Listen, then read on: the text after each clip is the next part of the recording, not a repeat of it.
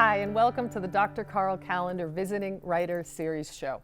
My name is Suzanne Parker. I direct the creative writing program here at Brookdale, and I'm part of the English faculty. Today on our show, I am thrilled to be talking with poet, essayist, and cultural critic Omar Holmon, whose books include the essay collection Black Nerd Problems, which he co-authored with William Evans, and the absolutely wonderful collection of poems, We Were All Someone Else Yesterday. Thanks for being here. Yeah. As someone who's publishing essays, cultural criticism, somebody who is an acclaimed slam poet, someone who has a beautiful page poetry collection, I guess I want to start by asking, what brought you to writing? Just in general? Oh, I guess that's a good question. Comic books, everything's gonna relate back to comic books. But I always like stories. I guess I realized when I was older, I always really enjoyed stories. And in high school, I realized, okay, I didn't really want to do, acting was fine, but also I didn't want to be, not constricted, but I didn't want to be like, stuck to memorizing someone else's words and whatnot. So I wish there was a way that I could use my own words and writing and things like that. And then I always give them credit. These poets came in from Verbal Mayhem, and the poet Tony Jackson, who was going by Zach Lotz at the time, they came in and they were doing like performance poetry. And I saw him performing, and he said the line, "I'm coming back from tomorrow to see how far you've come today." And it was there. That must have been about I think my sophomore year, and that's where like something just like clicked. And I was like, I can't do what he's doing. I can do what he's doing, but he's doing something very different. But I can do my version of what he's doing. I think I can do this. And so my teacher, Mr. Ryan, it's funny looking back now, because the next day or that day, we're like, hey, can we do about like poetry and performance poetry? He was like, sure. And then like in the week he had like, breaking down poetry, stanzas and things like that. Mm-hmm. Like fast forward some 20 years later, I'm on a podcast with his Tell a Damn Story, where he's like, I didn't know what I was doing. I'm like, what? And he's like, yeah, you guys wanted this thing. You wanted this to be done. So I had to go to Barnes & Noble and learn about poetry. And it's so different to see like the perspective of a teacher. Like, this person wants to enjoy, this thing. And so he went out of his way to then do that. So I give him, Mr. Ryan, a lot of credit for helping me with that in high school. But like that was it. And then also having to learn, me learning what the lengths and limits of which you, in your writing, like what's believable and what's not believable, and like when to curse and when not to curse. So things such as the that. Well-used curse. Yeah, he was very patient with that. He was very patient with that. You said, though, in part, the comics and the storytelling. Mm-hmm. So why not, because one thing you haven't written, as far as I know, is fiction and novels. Yeah. Why not that direction? Because that's hard. That's hard. I guess having to learn to how to bridge a story out. And I guess I have the freedom ever since I was younger, I realized I wanted to be a comedian. And then I was like, people judge me? That's crazy. I'll do poetry instead. Everybody can shut up for like 3 minutes and they won't judge me until after the poem. But then I realized I really enjoyed like color commentating, like a sports announcer, especially I watch wrestling. So I really enjoyed that. And I think that's where I got so much fun in doing that with like essays and poems, because it's like a snapshot. It's like it's a quick commentary, really. And I was like, I always enjoyed it. And I was like, I get to do that. My writing is, I guess, basically that with my point of view, but like especially like in the essay, it's color commentary. I'm talking to folks like I would a friend, but also like if I was a color commentator, like these are the funny things I would say as well to like make the whatever I'm describing or the narration I'm telling stand out. Even if it's another story, like okay, we know this story, like or Superman's birth or whatever. Then okay, but here's how I would tell this to a friend to make it more entertaining rather than just like A, B, C, things you already know. Yeah. I wonder as well, just sort of, again, looking at all the different ways you do write, if you came up through slam, it sounds like. Yeah. What did slam teach you? And then what does writing essays and what does writing, I hate to say for the page, but just what does each one teach you? I guess slam taught me how to read people, because like, all right, we're going to be at slam teaches you how to read people, how to read a room, because you can tell like, all right, well, it's the competition element, like, okay, if everyone's doing one thing, I was the funny poet or whatever, I will go out to do this to be different. Okay, now in the second round, let's say everyone's maybe switched up the strategy, everyone's being a little more lighthearted. All right, well, I'm gonna go be a little more heavy-handed. So like it's reading people and maybe what they expect, not what they expect, and then like the turn of that. Page poetry, I feel like it was more, I mean, still all poetry, but like on a page, it's a little bit more freedom because it's visual too. And it's like, okay, well, there's more of a playground here of what you can do with words and how you narrate a story, because visually you don't have all this in slam, like, which I'm very I do a lot of, but like it's like what do you do with less than just words on a page, and so how do you make that stand out? And then can I ask, did that feel like one of your tools had been taken away? No.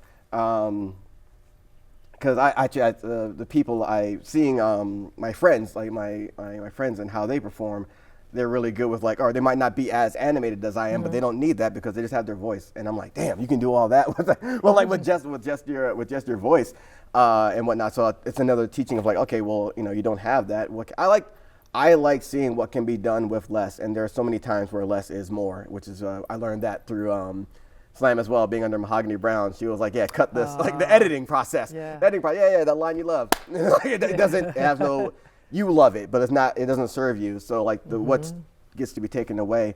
So so that was from like Slam and then like poetry. But the essays, what I learned, I was like, it gets to be more playful there, because these are like online essays I'm doing, and like I can't put a GIF into a poem. Like I can't, like, you know what I mean? Like I can't put a reaction or I guess it's a little synopsis of how I'm feeling into that, and the play on, and there's only so much room you have within a poem too. Like, I mean, you could, if you want James Joyce it, I can't stand that guy, but like if you want to go on, like you want to go on and on and on, okay, but like there's not a, you're doing that on page, you can't read a room, you got to hope they're in for the journey. But like in an essay, like I can, talk like I'm talking now, and it's fun, and like I know and I hope that you're enjoying this because of the narrative I'm telling you, and also like, oh, there's a GIF and I can put in there as well to like, I do relate to this, or I know what he's talking about in this reference.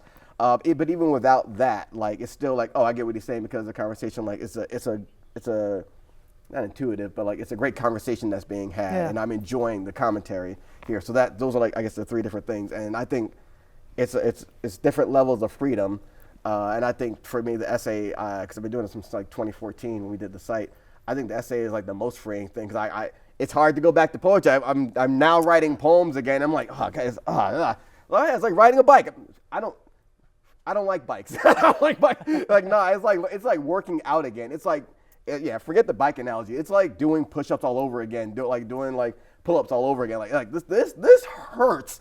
This hurts. Like, oh, the more you do it, but like, oh, geez, like it is really like it's that. To me, it's that. It's a lot more.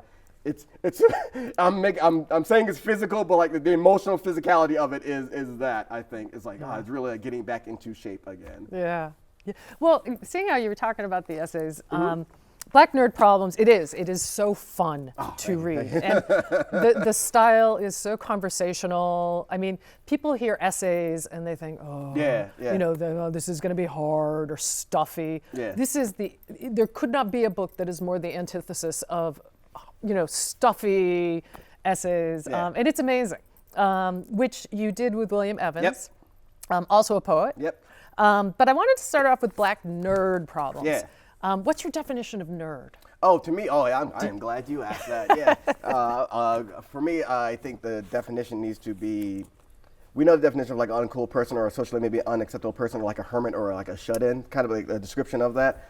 But I think it has transformed now because of the mainstream, but also like it's more become a aspect of a spectrum, whereas you can be a nerd as in a fan for anything, because people that know like the shot percentage of this one dude on the bench in the NBA that no one's ever heard of, but like they know his point average, they know like the rebounds and assists from all these, like, you're a fan of this, you're a nerd for this, because this is your specialty is this thing, and it could be like big, it could literally be anything. Just like there's an anime for anything, you could be a nerd of anything and everything. So I think it should be, the definition should be a fan, and it's a spectrum, fan across these different spectrums of pop culture, and actually pop culture and things that might be niche or might be unknown. Like, but you can literally be a fan of anything. I'm like battle rap. I'm a huge fan of that too. And even being a battle rapper, you see like, oh, you guys are nerds as well because you know literature. And then also, these pop culture references, and not just, oh, I'm going to say this name. I saw one dude, John the Don. He did a whole scheme of like Harry Potter, and that's like, you didn't just like, you watched the movies to get this. And he was in the UK too, so they were all going crazy. But like, nah, you did research for this. So, and like the way it was put together, you're like, nah, you really delved in. So like, you can be like, anyone can be a nerd for anything. So it's a reclaiming of the word. Yeah. Because I think it should be an evolution of it, because it should be like, it's still in Webster. It's like a very like recluse person or unacceptable or like. Erica, we all know the different versions of it. But like, yeah, I think it should be another version. Definition should be added for like a fan, or there could be like an aspect of different things. Yeah. So can you tell me, this started as a collaborative website, full of essays, and then it blew up, and the book. Yeah. So how did this all come to be? What was your intention? For the website was because me and Will, so we did Slam and Will was based in Ohio. I'm from New Jersey, and I was competing in the New York scene, and I had a goal for the Urbana scene because they hadn't been on final stage in like a number of years. I think it was like 12 years, and then we finally got on final stage, and we took 2, and I was like, all right, cool. Oh man, what happens now? Because I'm like, oh, you could go back and win, but I'm like, it didn't. I don't know, the goal was met, and that was like a goal for 4 years, and I was like, oh, okay. All right, now what? And then there's always what you do after Slam. What does it lead you to? And Will Evans had this idea of like, well, what if we talked about pop culture? We already do. You and I talked about it together. What if we did that on a website through a black lens? And because it stemmed from, he was watching Mad Men, and there was a scene involving like race where this woman invited a friend to stay over, and it's a black woman, and she left her wallet on the table, and she went to leave, but then she realized she left her wallet on there. And it's like, Mad Men takes place in like the 50s or 60s or whatever, and she realized there's a choice. Do I go and take my wallet and make it look like I don't trust her, or do I leave it showing that I trust her and then hope it's still there in the morning? And Will was watching the podcast. He was excited for him to get to that part, and he just glossed over it. And so he was like, okay, well, what if we talk about those parts that people miss? And I was like, yeah, we can do that. The very next day, he bought the domain name and everything. So we were doing that. We got a group of people to talk about issues that we wouldn't know about, like have like queer writers, women, and so we learned a bunch of different things like cosplay and things like that. And so he did a poetry book, and then I think he as like all right, we could also do a book on essays, and the publisher was like, yeah, we want to try this out. He was like, you sure? Like, I was like, you sure? Okay. Then he told me, he's like, hey, they want to rock with it, and I was like, they sure? All right. And so it was, and so we wrote that. We wrote that, and he was in Ohio. We met up to write that, and it was around like I guess 2019, 2020. Yeah, it seems alternating essays. He has one, you have one. Yeah, he has one. He goes, I go, and we because we took some from the website. Yeah. And then I believe we wrote 15 or 20 each, and then we were gonna take like 20 from the side. Maybe it was 10. Whatever, I'll exaggerate. No, I was 20. 20 each. And I remember just being in a guest room, my partner at the time, and they'd be like, oh, hey, I'm like, no, get out. I'm not going to be the weak link in this. I'm like, I am not going to. It was heavy in there because Will's a great writer. I'm like, I do not want to, like, I don't want to team down and everything. And so we got to do that. And then it was funny, like it was COVID, so we got to do one like book, not I guess reading kind Launch of thing. Yeah, it was in Ohio, and Hanif Abdurraqib was the host of it, moderator. And then Will told me, he's like, yeah, I was having trouble writing. I didn't write anything until like we met up, and I was like, what? Why didn't you say anything? He's like, because you'd had that reaction right there. That's why. And then I was like, I was so stressed. I wasn't stressed. But it was really great. So I'm really proud of it. It is a great book and a great website. Oh, thank you. Well, let's put a pin in it then with Black Nerd Problems. I urge you to check out the website. And I'm talking to Omar, and we will be back shortly from break.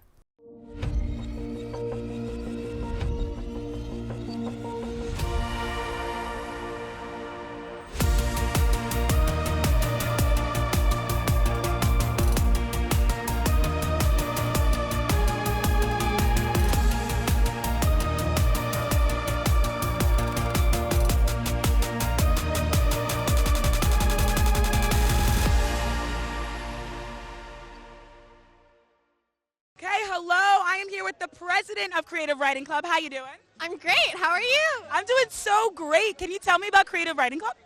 It's this awesome place. We meet every Tuesdays during college hour at LAH 101. We have different topics every week, like poetry or prose, all kinds of things. If you follow our Instagram, which is Brookdale_creative, then I post when we're going to meet and what we'll be talking about every week. We also host events sometimes, like poetry readings. And we also host the Visiting Writer Series, which is once a month when an author comes to Brookdale and gives a reading. If you're part of the club, you can also go to dinner with them. Oh my gosh, so fun. And last question, do you have to be like a creative writing major to join the club, or do you have to write to join the club? Absolutely not. We want all kinds of people. You don't even have to stay for the full club meeting or come to every meeting. Anyone who likes words is welcome. Unlock your future at Brookdale, New Jersey's #1 community college, with access to 70 programs, competitive esports, and seamless transfer pathways to top universities. Embark on a journey where affordability meets quality. Visit brookdalecc.edu today.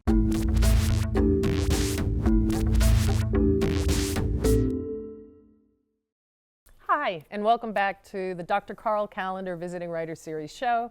My name is Suzanne Parker. I'm a professor here at Brookdale, and I'm talking today with cultural critic, essayist, and poet Omar Holmon, whose book, We Were All Someone Else Yesterday, we are about to turn to talk about. Sure. Yeah.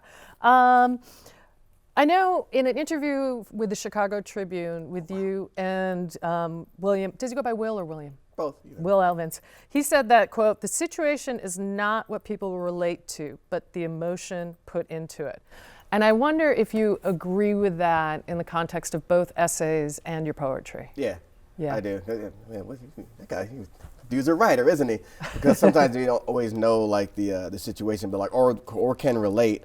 But also, like when we did for the book too, like for Black Not Problems, where we're talking about like a Black experience. Like, okay, I don't know the situation, but like the words used and the things and the emotions conveyed, like oh, these things are universal. Still, Yeah. it's like there's still like a universal language, like of like what, laughter, crying, sadness, joy, happiness, all universal things that like kind of transcend the words. Yeah, and I could relate to that with Black Nerd Problems. As somebody who's not as familiar with many of the comic book X-Men universe, I mean, you get into the minutiae, but I got it. Yeah. And I still enjoyed it. I'm like, I can relate to that in the context I understand that in. Absolutely. I want to talk about the title, We Were All Someone Else Yesterday. I know that's actually, because you told me, a title from something, but it seems really evocative in the context of this collection. Can you talk about it in that sense? It was from the show Banshee. I really enjoyed it, and it really made sense because in the book, I wrote this book for my nephew, and was like, all right, well, you didn't get to meet your grandmother, but here's pieces of what happened before you were, before you were old enough to know what happened. She met him as a baby, so you wouldn't remember her maybe, but like here's what she was like, and here's like what happened with that, and here's how I dealt with that, and here's a piece of your mom, and here's a piece of your other uncle, my brother, in this as well. And so that I think that element, looking back for my mom, is for him. And sorry, let me try not to get emotional right here. Yeah, there we go. So that element is for him, and then the other element's also for me of like, this, I guess, trying to live with the death of a family member, especially the fun one. The fun one is my mom, and it's like, maybe you could have took the other one, but I was like, oh, you're doing this guy over here, all right. And then like having to finally live with that, and so and recognizing that living with it isn't forgetting it as well, because sometimes living with it isn't forgetting, and it also isn't accepting, because there are some things you can accept, and there are some things where like it's okay, like I can't accept how this thing happened, and so I to this day I can't accept how it happened, but I can live with that it happened, and that's okay, and move on with that. So it's also a look of like, oh, this what was, and now also what is. So it's like I'm not the same person from yesterday, today, and you or any of us when we look back at our at our issues or situations, trauma. Yeah. It's a great job. I wonder if you could read the first poem that introduces the book, Against the World. Oh, man, that's okay. And it's funny, I have not looked back at this in so long too. So it's always funny, like looking. It's like a time capsule. Against the world. I'm back from college visiting my mother. I'm sitting on the couch and we are both watching TV. Can't recall what. Probably a Lifetime movie, not of my choosing. During a commercial, she turns to me and says, "It's not the same when you're away. The house is usually vibrant when you're here. It's so quiet now," which is fine, but the silence is so loud. I hear that loud as she looks down at her lap, then raises her head and says, "So, I visited the doctor today." She proceeds to talk about being diagnosed with cancer and makes a quip about how God never gives you more than you can handle, then says, "But shit, this?" What I remember most was the silence in the living room, all the space it took up, until Mom made room by saying, "I'm not dying today." She keeps her word, does so tomorrow, and the day after that, then years after that, so much so that it becomes a running joke in the family. Now, whatever Mom says, I won't always be around, I won't always be here to do this for you. My response is, "How's that possible? You're way too stubborn to die." Oh, that's beautiful. Yeah. You can see the performance poet and how beautiful you read. Your mom in this book comes across as just this vivid, fierce, funny woman. Yeah. And, as you move through the collection and her illness progresses, just the loss of her as a reader is felt acutely. And I wonder, as a writer, how do you handle writing grief? Oh, yeah, because I live that stuff. I think growing up, it was me and my mom and my sister and brother. They're from her first marriage, so they would always come and visit, and it was nice. But then they would go back, and it was just me and my mom. So I was like, okay. So I was like, oh, we're always here. And it's funny because like the whole thing was a rule in the family was like, well, if you can make Mom laugh, you're not in trouble. And so I always thought like, oh, how can I make her laugh to ease this thing? And when she got diagnosed, I remember we were going back home, and I was like, and we're in the car, and I was like, all right, do you want to like go to your favorite place to eat this thing to do this? He's like, no. I'm like, you want to do this instead? No. And I'm like, I remember saying, I was like, what's wrong? And then she looks at me and she's like, I have cancer, Omar, that's what's wrong. And then it was quiet. And then we started laughing about because oh, obviously that's what's wrong. And so I think it was, in writing grief, it's important to get like those moments on. I see like the laughter of it.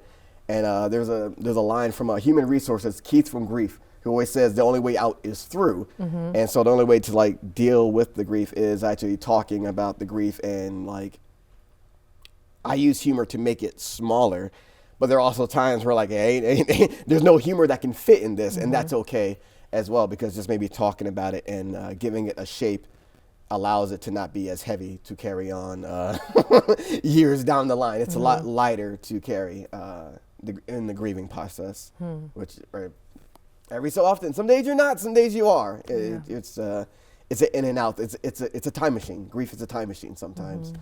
Because sometimes it's remembering like, oh, remembering her laugh, and then like, oh yeah, I'm right back in the kitchen, or I'm right back in the hospital, or no, I'm here today, and like, 10 plus 14 years later, where she's no longer here. It's like, oh, it's like, which present will I be in when I wake up today and tomorrow? And that is grief, how grief works. Yeah, I was thinking about the poet Mark Doty, who was asked about writing about the death of his lover from AIDS. And he had said, someone had asked, like, how can you write these poems? How do you handle such an intense grief? And roughly, I'm so misquoting him, sorry, Mark Doty, but it was like, the first draft's for me, but nice. I'm an artist, so the next drafts are for my reader. Nice. And I thought did you find that in writing these poems? I'm thinking in particular of the gorgeous poem, and I think it's Anatomy of a Prayer. Yeah, which is the third poem in the book. And then, oh my God, it closes the book, but it's all struck out, except for the final added 5 lines. And that made me think about that intentionality of the first one's for me, but the last one's for the reader. Yeah. because it was a new reality. And I remember when I wrote that, I think it was 2009. I went to a Borders. I was sitting down, and I forgot how old I was, but maybe like 25, I think. And I remember sitting down and I wrote the thing for her. I was like, okay. And then I went back home to show her, and then she was like, it almost made me cry. And then like all these years later, when writing the book and everything, I was like, oh, well, that's not the same anymore, and I don't perform it that way anymore. So I crossed out those lines, because this is the reality of it now. And so like that was like, I guess that was the for me one, because like it's no longer that. And I was I remember him being like, oh, this is he was the editor for the book. He was like, it's an interesting thing to do here. Like, oh, and so it just felt like a good closing. And also like when I did do that, not a poem to do often, but like when I did do it often, it had that different ending. I added that. It just happened. And then I was like, yeah, I'm not going to be doing this anymore. But to put it in writing, well, here is what it is now. Oh gosh, I was like, oh. We only have time for one kind of brief question. Oh, yeah, sure. But I did, in an earlier version that floated around of your bio online, it said, I came to poetry just to see what I could get away with saying at upscale events. And I love that, because it has the humor, which is so indicative of your writing, but it also seems to have some truth in there, this desire to shake up these upscale events. Yeah. And I wonder if that's if you could speak to that. Because I'd be cursing sometimes, and there was a teacher one time that was like, well, how are we supposed to get them students order if you're in here and like cursing and everything like that, and I had a student like cursing in the next day, and I was like, oh, well, I mean, I am doing this as a performer. I'm just showing you the freedom that exists within this space, and that is I guess my thing, where I was like, oh, if I can be in this space, all right, well, I'm going to be me intentional. I'm not going to I won't even code switch in the poems either. So it'll be me as I am in this whatever environment I am. Doesn't matter who's here, doesn't matter how many people's here. It's going to be me authentically, and it doesn't matter if it's like 500 or 5 people. You're gonna get the same performance. You're gonna get the same intensity and like spontaneity. So the setting doesn't really matter. It's always gonna be. Genuine. Well, I am so thrilled that you were shaking things up. Thank you. Thank you so much for joining us. Of course, thanks for having me. I appreciate it. And again, I've been speaking with Omar Holmon. I urge you to go get Black Nerd Problems and check out the amazing website, As Long as We Were All Someone Else Yesterday. And if you'd like to know more about Brookdale's creative writing, we've got classes in all genres, open to the public, that you don't have to be a degree-seeking student, and we have amazing events happening on campus, so please check us out, and thanks for watching.